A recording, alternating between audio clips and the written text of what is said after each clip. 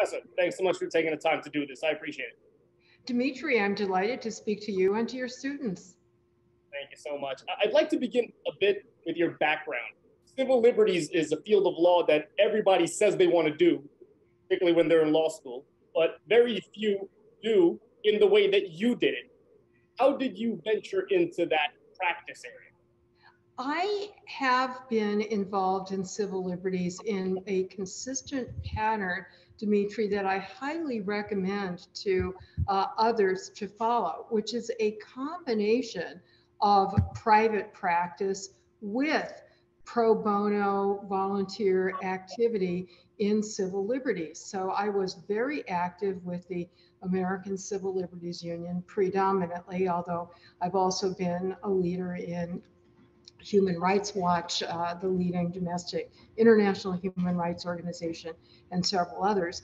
And I followed a pattern that is quite typical, which is all of these organizations have a certain number of full-time staff employees, including lawyers, but they also depend very heavily on the volunteer work of other people, including in particular other lawyers who do pro bono work that augment the work that's done by the full-time staff lawyers. And that allows these organizations, including the ACLU, to punch way above their weight in terms of employees. And it's a wonderful benefit to those of us who are earning our living in the private sector because we get to work on issues that we are even more passionate about than those we're attending to, whether in our private capacities as practicing lawyers or as law professors or corporate counsel or so forth. And I have to say that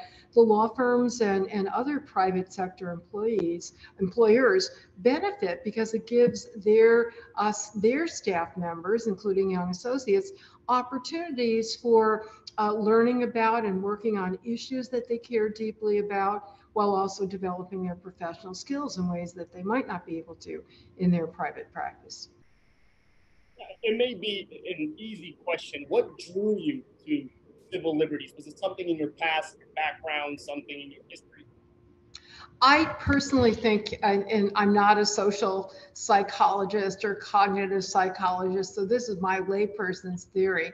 I think people are born with different predispositions and instincts. And in fact, I was recently talking to a social scientist who says there's a lot of evidence that people do have certain personality types and that they will then process their backgrounds and experience according to those pre-existing innate perspectives.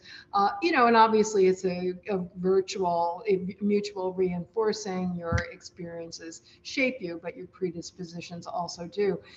From a very early age, as far back as I can remember, I resisted authority and injustice and unfairness, and very much asserted my voice even as a child, or tried to speak up in favor of what I consider to be inherent rights of free speech and privacy and dignity, even on the part of young people. So I was thrilled when I grew up and learned that there are actually legal tools that are available to secure these rights, and that there are organizations that exist to further them in the real world. So let's get into it a bit further. Professor Ira Glasser, who served as the ACLU for decades, said last year that the ACLU seems to be operating on the new agenda, the implication being that free speech is being restricted in some ways. That's something that you see.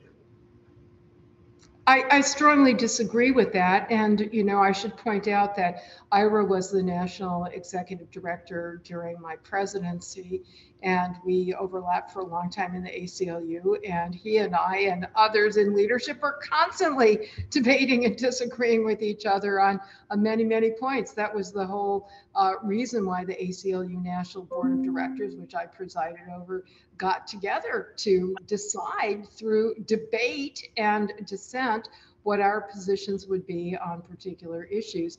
And I think it's interesting that even during Ira's time as executive director, there were many critics who carped that the ACLU was not doing enough to protect free speech, others who carped that we were doing too much to protect free speech. And obviously, I defend all the right to engage in different in debate and to have different perspectives. But I think the case that for most people epitomizes not only the ACLU's stalwart defense of free speech, but also the stalwart defense of free speech by the Supreme Court and the First Amendment law is the so-called Skokie case, when the ACLU famously or infamously, depending on your perspective, in the late 1970s came to the defense of free speech rights of neo-Nazis to demonstrate in Skokie, Illinois, a town that had not only a large Jewish population,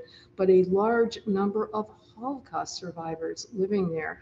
And to Ira's credit, as executive director, the ACLU, against enormous dissent, even within our own ranks, staunchly defended freedom of speech, even for the speech that we hate, because as civil libertarians, neo-Nazi speech that's anti-Semitic and racist is, of course, antithetical to our own civil libertarian ideals. But we were channeling Evelyn Beatrice Hall, the biographer of Voltaire. Until recently, this was a quote that was always attributed to Voltaire himself. Lately, it's been attributed to her, that I hate what you say, but I defend to the death your right to say it.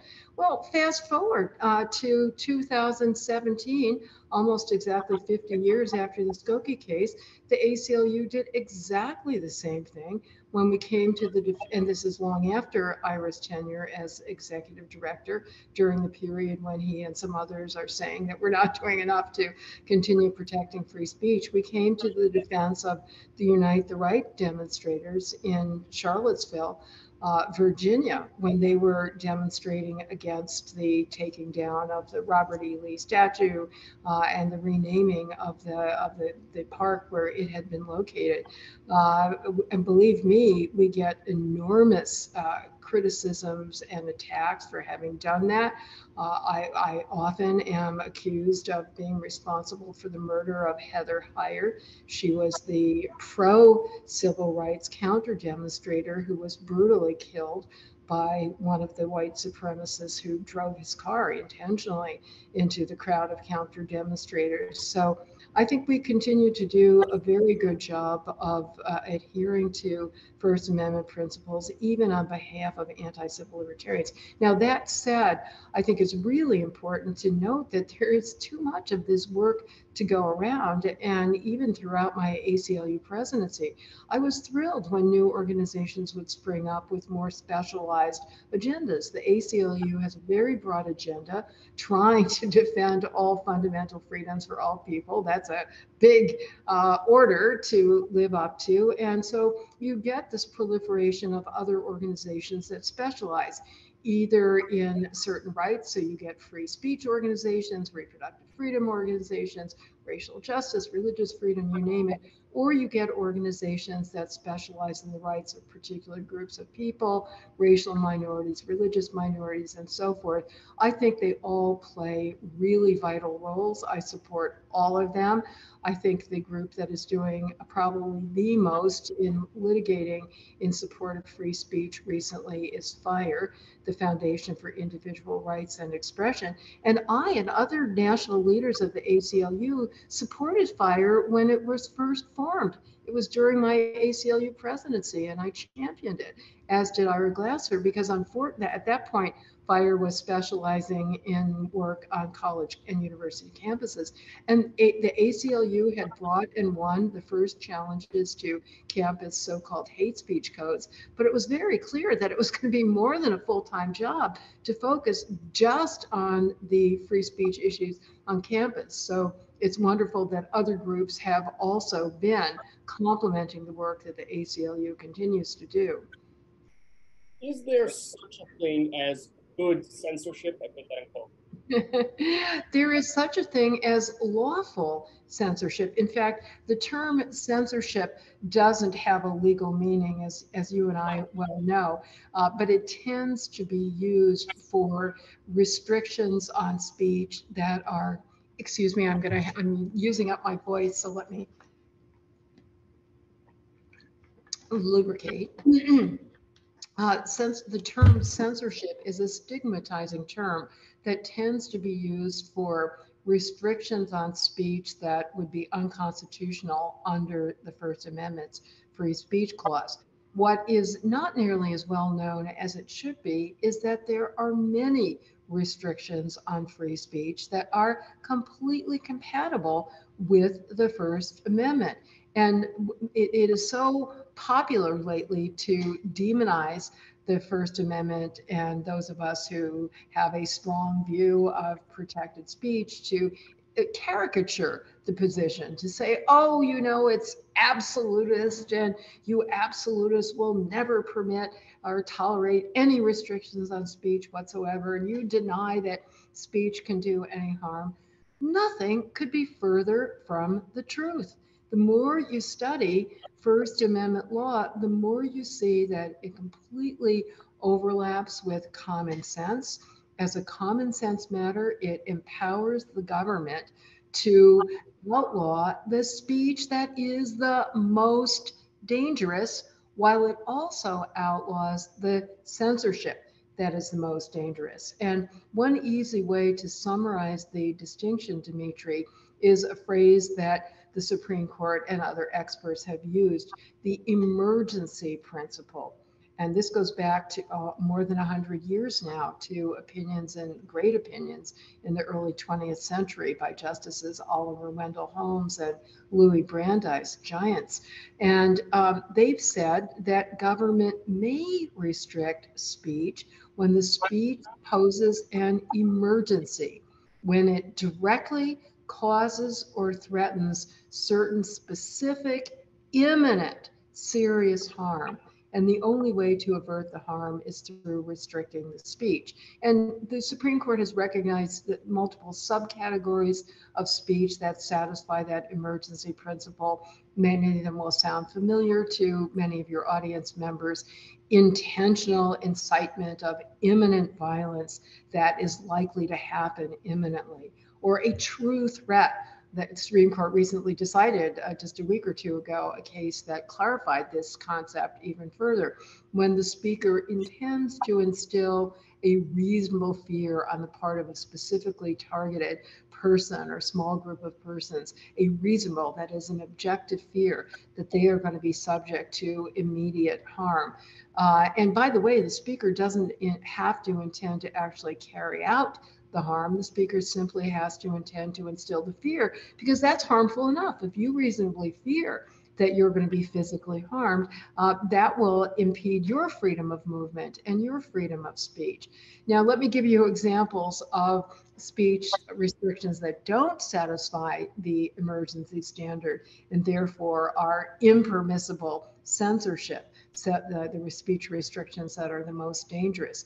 That is when the government is suppressing speech, not because of a tight, direct connection to immediate harm, as under the emergency principle, but rather solely because of disapproval of, disagreement with the idea, the content, the message of the speech. I hate what you're saying, or what you're saying is unpopular. And the Supreme Court decided a case on that issue. And the very last day of its term, the case involving the website designer who refused to be compelled by the government to create artistic messages that were inconsistent with her own viewpoint. And the state of Colorado, which was on the other side, had stipulated, that means had formally agreed, that the people who were in the particular case involved her refusal to create messages that endorsed same-sex weddings. I think it's also noteworthy that she also refused to create messages that encouraged violence or messages that disparaged anybody, including based on their sexual orientation. So, she had certain messages that she didn't want to be forced to create. The Supreme Court in Colorado recognized that people same-sex couples who were seeking web designers would have no problem finding those services elsewhere. And so the court concluded that the only reason why she was being forced to convey messages that she disagreed with, or her other choice would have been that she wouldn't convey her own preferred messages about marriage or anything else.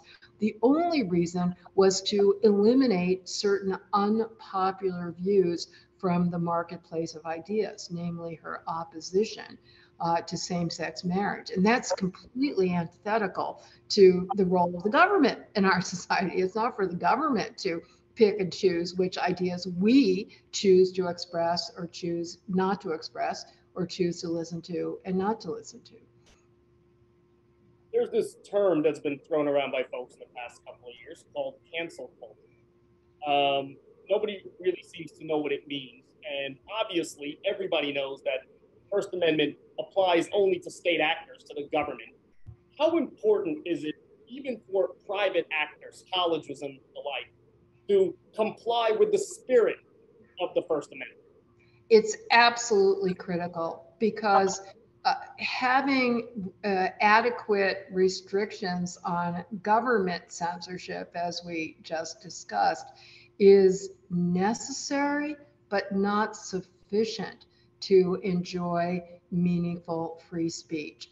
If we have a cancel culture, and it's true, Dmitry, that nobody knows exactly what it means in the sense that there's no official definition, but come on, everybody knows what it means, which is when you have powerful private sector actors, whether they be social media platforms or Twitter mobs or employers, or to use your example, private sector academic institutions that are threatening at best to shame and shun and ostracize somebody who issues an unpopular message, at worst to visit severe economic and professional and personal adverse consequences, such as getting kicked out of school as a student or losing your job as an employee.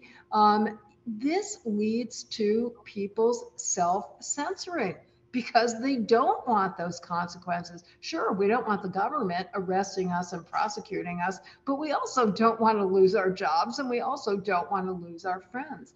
And in fact, every survey of the many surveys that have been done in the past half dozen or so years show that all of us, all across the ideological and demographic spectrum, are engaging in massive self-censorship, including in the sectors of our society and culture where one would hope that free speech should be the most flourishing, including on campus, right? Including in journalistic institutions, including in cultural institutions.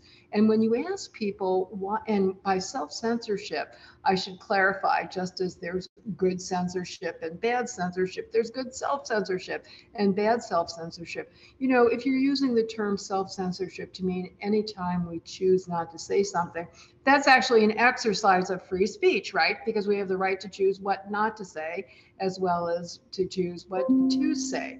So I choose to try to express myself in a way that is most persuasive and most interesting. That means I choose not to say certain things. But the bad kind of self-censorship is when we do not express an opinion or a perspective solely because we fear that it's going to be unpopular and that we're going to be then punished for having an unpopular view.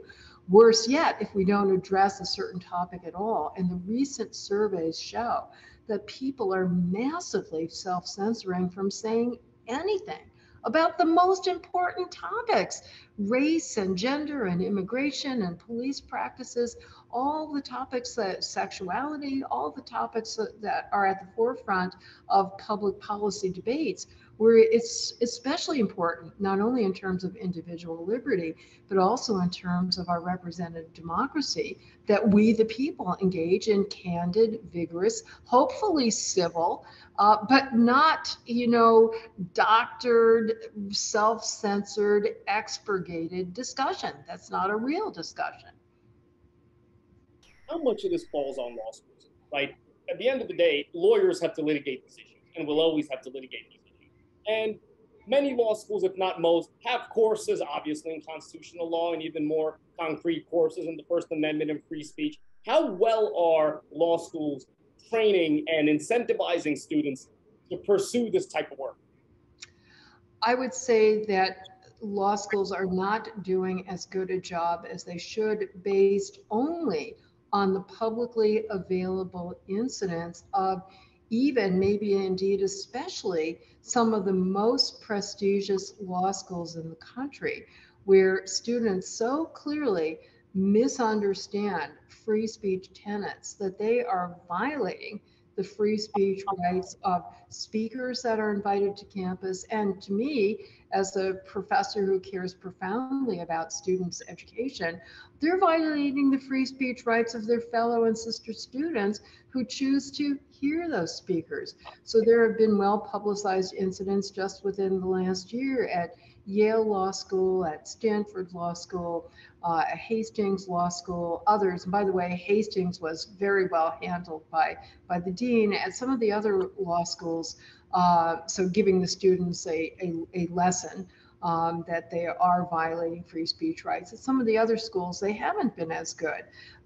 They let the students get away with violating the school's own free speech policies. And even if there is a pro-free speech policy, it's not, the students aren't aware of it, it's not enforced. Many law schools now, I'm not sure about New York Law School because we veered back and forth and I haven't been teaching since 2019. But many law schools, and including New York Law School for a while, did not require free speech as part of the basic constitutional law course requirement.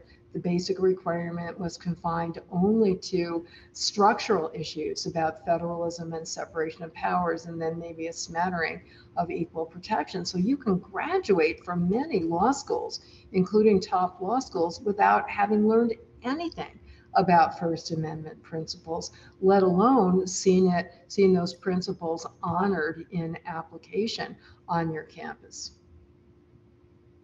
Professor, the Supreme Court these days is comprised of so many young members. And just over the past several months, so many important issues have been decided, from women's rights and dealing with affirmative action, obviously. Where do you see this court going as it relates to free speech in the coming years and even decades?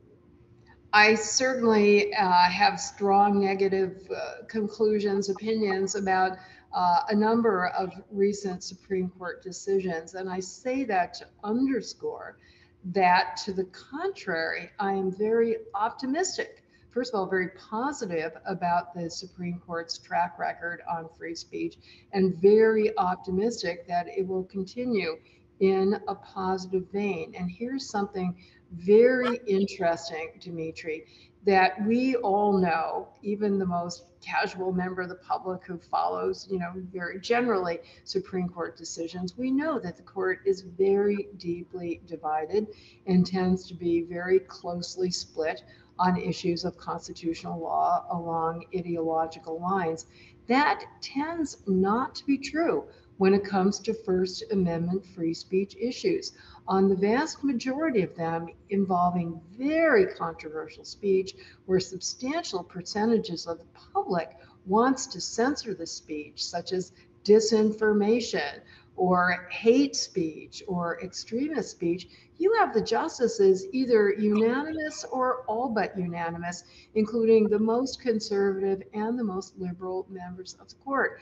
And I ask myself, why is there such a disparity between the justices on the one hand And by the way, organizations like the ACLU and FIRE, where we're coming to defense of speech that's obviously completely inconsistent with our own values, and you have the justices doing the same. So you have liberal justices defending freedom of speech for hate mongers, and you have conservative justices defending freedom of speech for communist flag burners.